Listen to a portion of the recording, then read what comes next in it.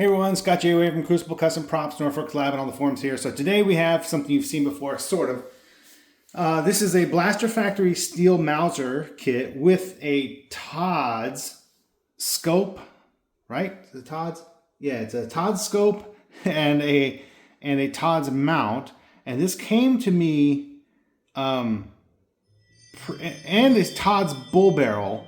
So this came to me, it was already worked by somebody. Somebody had installed the scope mount, drilled the holes and everything for the Todd setup.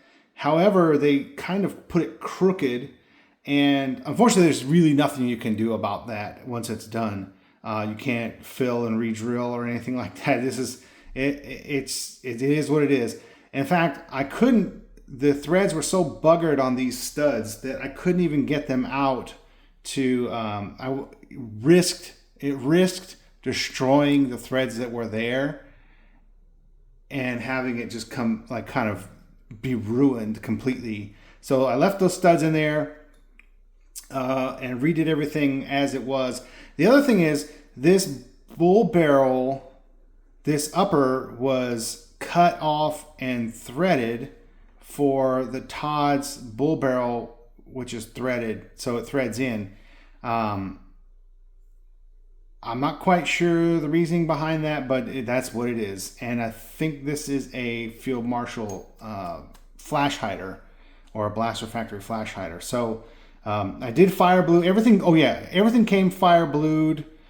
Some of the parts came fire blued. I redid them because they hadn't been polished first, and it wasn't. It could look a little bit better, so I redid those.